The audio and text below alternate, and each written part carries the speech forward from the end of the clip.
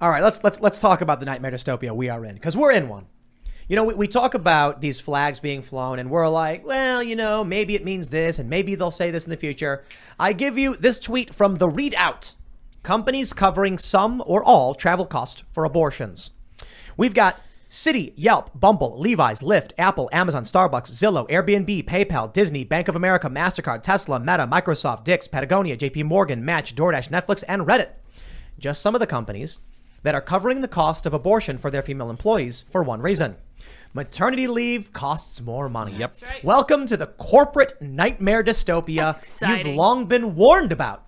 Personally, I never thought paying for women to kill their children because it's cheaper than paying for maternity leave would become a left-wing position, but here we are.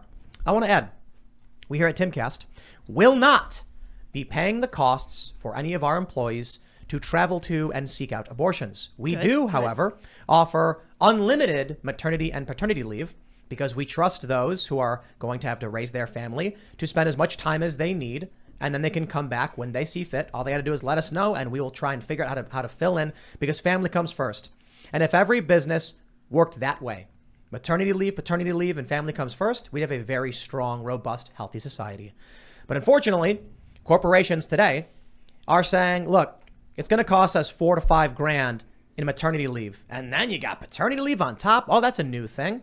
Just give her the $2 grand for the abortion and get rid of it. Well, also, she's going to be working fewer hours, most likely. She could be, because she's going to be more focused on being a mother, taking care of her child. And oh my goodness, it might even be the case that she stops working altogether to be a stay-at-home mom, and then you have to find somebody else. So it's cynical, it's evil. They would literally rather slaughter infants than see any decline in their profits. And of course, the left has a blind spot here. The left has a very obvious blind spot here because they see abortion as utility, which allows them consequence-free sexual access to women's bodies without any potential responsibility being incurred as a result. And so they're completely willing to support this horrific dystopian garbage, because if they didn't, they would have to come to terms with how twisted and broken their worldview is. And they would also, heavens forbid, have to live in a society where they need to control their sexual urges instead of doing whatever they want, whenever they want. And that's ultimately what this is all about. It's all about short-term pleasure and short-term gain. I got to be honest, like, it's not even about that, because IUDs exist and condoms exist. It's like, you don't have to control your urges. You just got to cover up. Well, that's the thing. One argument that they make is, well, what if this fails? And so there was an interesting analysis from the Brookings Institute, which came out, where they were looking at the explosion in fatherlessness in the Black community.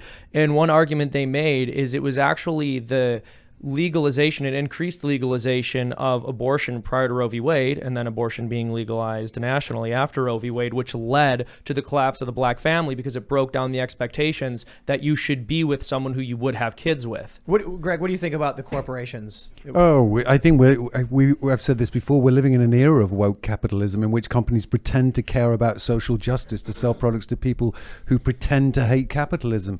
And I think that really, there's money in it. There's money in virtue signaling. There's money in faux glamour and faux communism, and we're against the. And I'm just sometimes, frankly, appalled at the hatred, the visceral hatred towards this amazing country that I came to 29 years ago and afforded me great opportunities. And I wish we could talk more about what we love as much as what we hate.